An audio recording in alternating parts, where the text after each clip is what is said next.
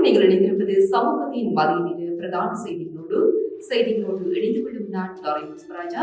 விரிவான செய்திகளுக்குள் செல்வதற்கு முன்னதாக முதலில் தலைப்புச் செய்திகள். அரசு ஊழியர்களுக்கு சம்பள உயர்வு, அரசு வெளியிட்ட மகிழ்ச்சி அறிவிப்பு. உள்நாட்டு தொழில் முனைவோரை வலுப்படுத்தி பொருளாதார வளர்ச்சி இலக்குகளை அடைவதே அரசாங்கத்தின் நோக்கம், ஜனாதிபதி திட்டவட்டம். பொருளை துப்பாக்கிச்சூடு, முக்கிய சந்தேக நபர் கைது.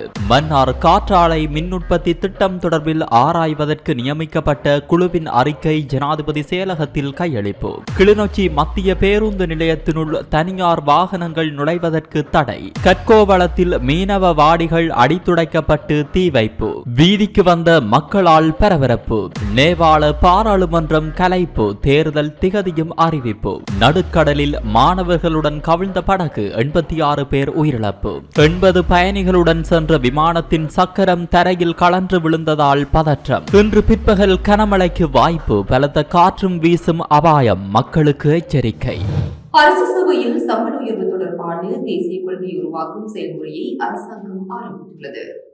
இது தொடர்பாக தொழிற்சங்க பிரதிநிதிகளின் கருத்துக்கள் மற்றும் பரிந்துரைகள் ஏற்கனவே வழங்கப்பட்டுள்ளன. அந்த கருத்துக்கள் மற்றும் பரிந்துரைகளில் குறிப்பிட்ட புள்ளிகள் 2 வாரங்களுக்குள் உரிய அமைச்சிற்கு அனுப்பப்படும் என்று பொதுச் சேவைக்கான நாடாளுமன்ற துணைக்குழுவின் தலைவர் நாடாளுமன்ற உறுப்பினர் சந்தன சூரியராட்சி தெரிவித்துள்ளார். அமைச்சினால் உரிய கருத்துக்களை ஆராய்ந்த பின்னர் அவை நாடாளுமன்றத்தில் முன்வைக்கப்பட உள்ளது. நாடாளுமன்றத்தில் ஆராய்ந்த பின்னர் உரிய முறைக்கமைய அரை அரசாங்கம் உட்பட அனைத்து அரச ஊழியர்களுக்கும் சம்பள அதிகரிப்பு வழங்கப்படும் என அவர் குறிப்பிட்டுள்ளார். அனைத்து ஊழியர்களுக்கும் முறையாக மற்றும் சரியான முறையின் கீழ் சம்பள அதிகரிப்பு வழங்க எதிர்பார்க்கப்படுவதாக அவர் மேலும் சுட்டிக்காட்டியுள்ளார். பெக்கோசமனின் ஆதரவாளர் ஒருவர் கைது செய்யப்பட்டுள்ளார்.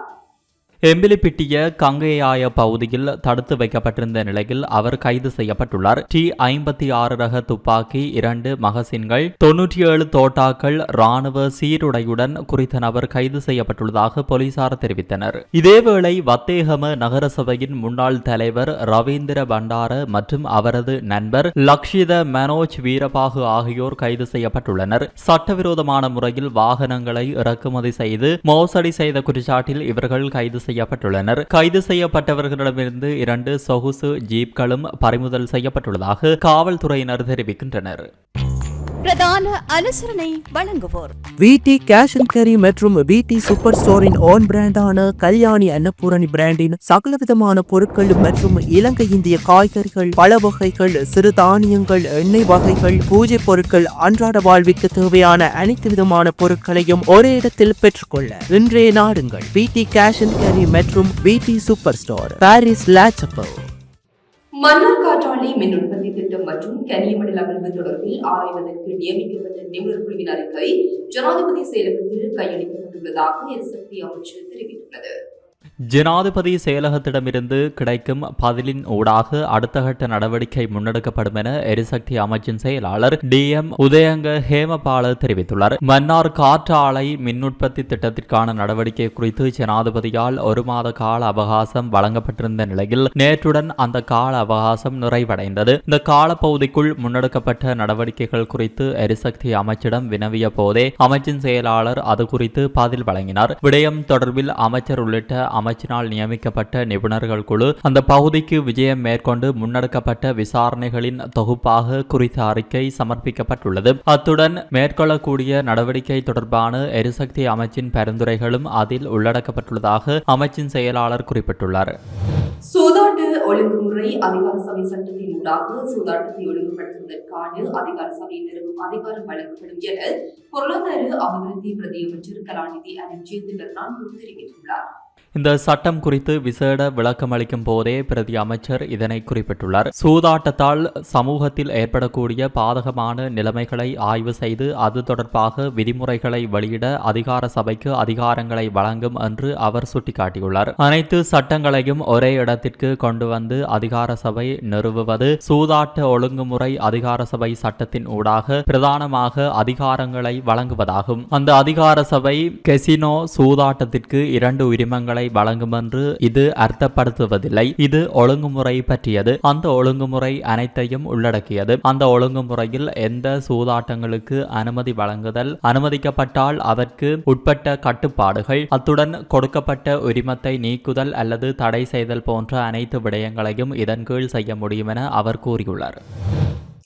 உள்நாட்டு வர்த்தகர்களுக்கு மற்றும் தொழில் முனைவோருக்கு சந்தை வாய்ப்புகளை விரிவுபடுத்தி அவர்கள் நாட்டின் பொருளாதார வளர்ச்சிக்கு முழுமையாக பங்களிக்க உதவுவது அரசாங்கத்தின் எதிர்பார்ப்பாகும் என்று ஜனாதிபதி அனுகுமார் திசாநாயக்க தெரிவித்துள்ளார். நேற்று ஜனாதிபதி அலுவலகத்தில் இலங்கை இளம் தொழில் முனைவோர் மன்றத்தின் பிரதிநிதிகளுடன் 2026 ஆண்டிற்கான வரவு செலவு திட்ட பூர்வாங்க கலந்துரையாடலில் பங்கேற்ற போதே ஜனாதிபதி இவ்வாறு தெரிவித்தார். இந்த துறையின் நடவடிக்கைகளை மேற்கொள்ளும் போது ஏற்பட்டுள்ள சவால்கள் மற்றும் பிரச்சினைகள் குறித்து பிரதிநிதிகள் ஜனாதிபதியிடம் எழுத்துப்பூர்வமாக தெரிவித்ததுடன் அதற்கான முன்மொழிவுகளையும் சமர்ப்பித்தனர். நாட்டை நவீனமயப்படுத்த இந்த ஆண்டு வரவு செலவு திட்டத்தில் விசேட கவனம் செலுத்தப்பட்டுள்ளதாக தெரிவித்த ஜனாதிபதி அனுகுமார் திசாநாயக்க அதன்போது அரசு சேவைக்கு தேவையான நவீன தொழில்நுட்ப மற்றும் வசதிகளை வழங்குவதுடன் டிஜிட்டல் மயமாக்கல் வேலை திட்டம் தொடர்பில் விசேட கவனம் செலுத்தப்பட்டுள்ளதாகவும் குறிப்பிட்டார். சட்டவிரோத மணல் கடத்தலை தடுக்க முயற்சித்த பின்னணியில் கற்கோவளத்தில் மீனவ வாடிகள் அடைமுடிக்கப்பட்டு தீ வைக்கப்பட்ட சம்பவம் நேற்று இடம்பெற்றுள்ளது. சட்டவிரோத மணல் கடத்தற்காரர்களினால் மேற்கொள்ளப்பட்ட வெறி ஆட்டத்தில் மீனவர் ஒருவர் படுகாயமடைந்த நிலையில் பருத்துறை ஆதார வைத்தியசாலையில் அனுமதிக்கப்பட்டுள்ளார். மேலும் ஒரு மீனவர் காயமடைந்துள்ளார். நேற்று மாலை இடம்பெற்ற இந்த சம்பவத்தில் அதே இடத்தை சேர்ந்த இரு பிள்ளைகளின் தந்தையான 30 வயதுடைய நபர் பலத்த காயமடைந்த நிலையில் பருத்துறை ஆதார வைத்தியசாலையில் சிகிச்சைக்காக அனுமதிக்கப்பட்டுள்ளார். குறித்த சம்பவத்துடன் தொடர்புடைய சந்தேக நபர்கள் அனைவரையும் கைது செய்யும் வரை கடற்றொழில் மறிப்பு போராட்டத்தை குறித்த பகுதி மீனவர்கள் முன்னெடுத்துள்ளனர். இந்த சம்பவத்தை அடுத்து பாதிக்கப்பட்ட மீனவர்கள் மற்றும் பிரதேச மக்கள் இணைந்து சட்டவிரோத மணல் கடத்தல் செயல்பாட்டினை உடனடியாக நிறுத்த நடவடிக்கை எடுக்க வலியுறுத்தியும் சந்தேக நபர்களை கைது செய்யுமாறு வலியுறுத்தியும் போராட்டத்தில் ஈடுபட்டிருந்தனர். சம்பவ இடத்திற்கு சென்ற பருத்துறை போலீசார் விசாரணைகளை மேற்கொண்டு வருவதுடன் குற்றம் இடம்பெற்ற இடத்திற்கு போலீஸ் பாதுகாப்பு ஏற்படுத்தியுள்ளனர். குறித்த சம்பவத்துடன் தொடர்புடைய பிரதான சந்தேக நபர் கைது செய்யப்பட்டிருப்பதாகவும் அப்பகுதியில் உள்ள கண்காணிப்பு கேமரா பதிவுகளின் அடிப்படையில் ஏனையவர்களையும் கைது செய்ய நடவடிக்கை மேற்கொள்ளப்பட்டு வருவதாக பருத்துறை போலீஸ் பொறுப்பதிகாரி தெரிவித்தார். பொருளை போலீஸ் பிரிவில் உள்ள சகஸ்புர சிறிசர உயர்ந்த விளையாட்டு மைதானத்தில் 2 பேரை சுட்டுக் கொன்ற சம்பவத்தில் துப்பாக்கிச்சூடு நடத்தியதாக சந்தேகிக்கப்படும் ஒருவர் கைது செய்யப்பட்டுள்ளார்.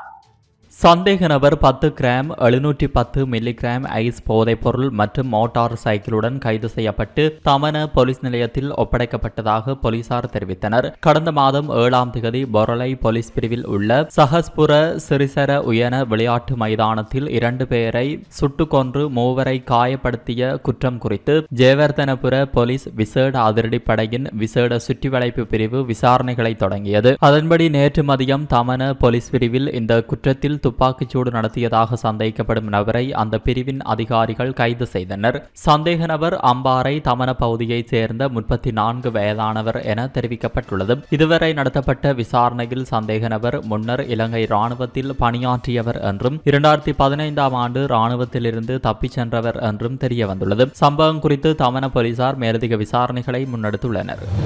ஜாழ்ப்பாணம் கொழும்புத்துறை பகுதியில் நேற்று மேற்கொள்ளப்பட்ட சுற்றிவளைப்பு நடவடிக்கையின் போது 20 வயது இளைஞர் ஒருவர் 40 போதை மாத்திரையுடன் கைது செய்யப்பட்டுள்ளார். யாழ்ப்பாணம் மாவட்ட சிரேஷ்ட போலீஸ் அத்தியட்சகரின் கீழ் இயங்கும் போலீஸ் புலனாய்வு பிரிவுக்கு கிடைத்த ரகசிய தகவலின் அடிப்படையில் யாழ்ப்பாணம் போலீஸ் நிலைய போதை தடுப்பு பிரிவினரால் இந்த கைது நடவடிக்கை முன்னெடுக்கப்பட்டது. விசாரணைகளின் பின்னர் குறித்த சந்தேக நபரை நீதிமன்றத்தில் முற்படுத்துவதற்கான நடவடிக்கைகளை போலீசார் மேற்கொண்டு வருகின்றனர். கிளிநொச்சி மத்திய பேருந்து நிலையத்தினுள் தனியார் வாகனங்களில் நுழைவதை தடை செய்ய எடுக்க வேண்டிய நடவடிக்கைகள் தொடர்பில் நேற்று கள விஜயம் ஒன்று மேற்கொள்ளப்பட்டது. கிளிநொச்சி மாவட்ட அரசாங்க அதிபர் எஸ் முரளிதரன் தலைமையில் கிளிநொச்சி மாவட்ட உதவி போலீஸ் அத்தியட்சகர், கிளிநொச்சி மாவட்ட உள்ளூராட்சி உதவி ஆணையாளர், கிளிநொச்சி போலீஸ் நிலைய பொறுப்பதிகாரி, கரைச்சி பிரதேச சபையின் உபதவிசாளர் மற்றும் செயலாளர், கிளிநொச்சி மத்திய பேருந்து நிலைய பொறுப்பதிகாரி உள்ளிட்டோர் நேரடியாக சென்று அங்கு மேற்கொள்ளப்பட வேண்டிய விடயங்கள் தொடர்பில் கலந்துரையாடினர். பேருந்து நிலைய வளாகத்தினுள் பயணிகளுக்கு ஏற்படும் சிரமங்கள், விபத்துக்கள் உள்ளிட்ட பல்வேறு விடயங்களை கருத்தில் கொண்டு குறித்த தடை உத்தரவு பிறப்பிக்கப்பட்டுள்ளது. போக்குவரத்து நெரிசலை குறைக்க வைத்தல், பயணிகள் பாதுகாப்பாக நடந்து சென்று பேருந்துகளில் ஏறவும், குறித்த வளாகத்தின் பாதுகாப்பை உறுதி செய்யவும், பேருந்து நிலையத்தின் செயல்பாட்டை மேம்படுத்துதல் ஆகிய விடயங்களை கருத்தில் கொண்டு தனியார் வாகனங்கள் நுழைவதற்கு தடை விதிக்கப்படுகிறது. அத்தியாவசியமான, குறிப்பாக நோயாளர்கள் மற்றும் இயலாதவர்களின் நிலைமைகள் கருதி பேருந்து நிலையத்தின் முன்பகுதி வரை பயணிப்பதற்கு அனுமதிக்கப்படுவர். மேலும் இது நடைமுறைக்கு வருவதற்கு ஏதுவாக போக்குவரத்து போலீசாருக்கு குறித்த விடயங்களை உள்ளடக்கியதான அறிக்கை இந்த வாரம் கிளிநொச்சி மாவட்ட போலீஸ் அத்தியட்சகரிடம் கையளிக்கப்பட உள்ளது. தமிழக கடற்தொழிலாளர்கள் சிலர் இலங்கை கடற்கொள்ளையர்களால் தாக்குதலுக்கு உள்ளாகியுள்ளதாக இந்திய ஊடகங்கள் செய்தி வெளியிட்டுள்ளனர்.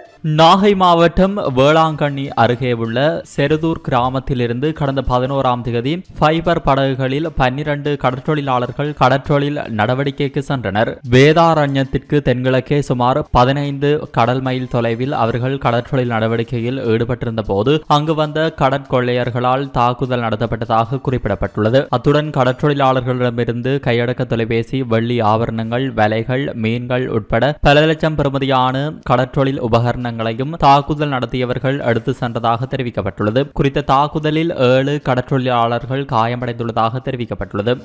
ஜாலில் வயோதிப பெண் ஒருவர் தவறி கிணற்றில் விழுந்து உயிரிழந்துள்ளார்.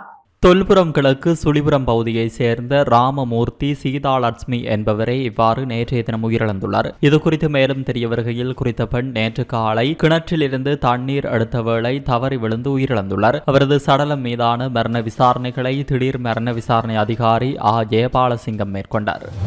நேபாள பாராளுமன்றம் நேற்றிரவு கலைக்கப்பட்டுள்ளதாக அந்த நாட்டு செய்திகள் தெரிவிக்கின்றன. நேபாளத்தில் இளைய தலைமுறையினரின் போராட்டம் மற்றும் வன்முறையால் பிரதமர் சர்மா ஓலி பதவி விலகிய நிலையில் நாட்டின் இடைக்கால பிரதமராக நேபாள உயர் நீதிமன்றத்தின் முன்னாள் பிரதம நீதியரசர் சுசீலா கார்கி பதவியேற்றார். இந்த நிலையில் அவருடைய பரிந்துரைகளின் பேரில் நேபாள பாராளுமன்றத்தை ஜனாதிபதி ராமச்சந்திர பவுடேல் கலைத்தார். ஜனாதிபதி அலுவலகம் வெளியிட்டுள்ள தகவலின்படி அந்நாட்டு பாராளுமன்றம் நேற்றிரவு 11 மணிக்கு கலைக்கப்பட்டதாக தெரிவிக்கப்பட்டுள்ளது. அத்துடன் அடுத்த ஆண்டு மார்ச் 21ஆம் தேதி நேபாள பாராளுமன்ற தேர்தல் நடத்தப்படும் என்றும் அந்நாட்டு ஜனாதிபதி அறிவித்துள்ளார். வடமேற்கு ஹாங்காங்கில் எக்வேட்டர் மாகாணத்தில் ஏற்பட்டு படகு விபத்தில் குறைந்தது 86 பேர் பலியானதாக தெரிவிக்கப்பட்டுள்ளது. தகவலின்படி பலியானவர்களில் பெரும்பாலானவர்கள் மாணவர்கள் என குறிப்பிடப்பட்டுள்ளது. விபத்துக்கான காரணம் உடனடியாக தெரிவிக்கப்படவில்லை. இருப்பினும் அதிக அளவிலான பயணிகள் படகில் ஏற்றப்பட்டதாலும் இரவு நேர பயணத்தினாலும் இந்த விபத்து ஏற்பட்டிருப்பதாக சுட்டிக்காட்டப்பட்டுள்ளது. கண்ட்லா விமான நிலையத்திலிருந்து புறப்பட்ட ஸ்பைஸ் ஜெட் விமானத்தின் சக்கரம் கலந்து விழுந்ததில் பெரும் பரபரப்பு ஏற்பட்டது. குஜராத்தின் கண்ட்லாவில் இருந்து 80 பயணிகளுடன் ஸ்பைஸ் ஜெட் விமானம் மும்பைக்கு புறப்பட்டவுடன் அதன் ஓடு பாதையில் சக்கரம் ஒன்று இருந்தது கண்டுபிடிக்கப்பட்டது. உடனே இது குறித்து விமானிக்கு விமான போக்குவரத்து கட்டுப்பாட்டு ஆணையம் தகவல் தெரிவித்தது. இருப்பினும் சில்லு கலன்று விழுந்த பதற்றத்துடன் பயணித்த விமானம் மும்பை விமான நிலையத்தில் அவசரமாக தரையிறக்கப்பட்டது. அதனையடுத்து விமானத்தில் இருந்து அனைத்து பயணிகளும் பாதுகாப்பாக வெளியேற்றப்பட்டனர். விமானத்தின் சக்கரம் சுழன்று விழுந்தது தொடர்பாக விசாரணைக்கு உத்தரவிட்டுள்ளமை குறிப்பிடத்தக்கது. நாட்டில் இன்று பிற்பகல் 1 மணிக்கு பின்னர் மழை பெய்வதற்கான சாத்தியப்பாடுகள் உள்ளதாக வளிமண்டலவியல் திணைக்களம் எதிர்ப்பு கூறியுள்ளது. வளிமண்டலவியல் திணைக்களத்தினால் வெளியிடப்பட்டுள்ள வானிலை முன்னறிக்கையிலேயே மேற்கண்டவாறு எதிர்ப்பு கூறப்பட்டுள்ளது. மேல் மற்றும் சப்ரகமுவ மாகாணங்களிலும் காலி மாத்தரை, கண்டி மற்றும் நுவர்லியா மாவட்டங்களிலும் சிறிதளவில் மழை பெய்யக்கூடும். கிழக்கு மற்றும் ஊவா மாகாணங்களில் பல இடங்களில் பிற்பகல் 1 மணிக்கு பின்னர் மழையோ அல்லது இடியுடன் கூடிய மழையோ பெய்யக்கூடும். இடியுடன் கூடிய மழை பெய்யும் வேளைகளில் அப்பிரதேசங்களில் தற்காலிகமாக பலத்த காற்று மற்றும் மின்னல் தாக்கங்கள் அதிகரிக்கவும் வாய்ப்புள்ளது. எனவே காற்று மற்றும் மின்னல் தாக்கங்களினால் ஏற்படக்கூடிய பாதிப்புகளை குறைத்துக் கொள்ள தேவையான முன்னெச்சரிக்கை நடவடிக்கைகளை எடுத்துக் கொள்ளுமாறு வளிமண்டலவியல் திணைக்களம் அறிவுறுத்தியுள்ளது. இத்துடன் சமூகத்தின் மதிய நேர பிரதான செய்திகள் நிறைவு பெறுகின்றன. தொடர்ந்து சமூகத்தோடு இது போன்ற செய்திகளை தெரிந்து கொள்ள சமூகம் நியூஸ் சேனலை சப்ஸ்கிரைப் செய்து அருகில் உள்ள பெல் பட்டனை கிளிக் செய்யுங்கள். மேலும் இது போன்ற செய்திகளை உடனுக்குடன் தெரிந்து கொள்ள சமூகமீடியா.com என்ற இணையதளத்தின் வாயிலாகவும் எங்களுடன் இணைந்திருங்கள்.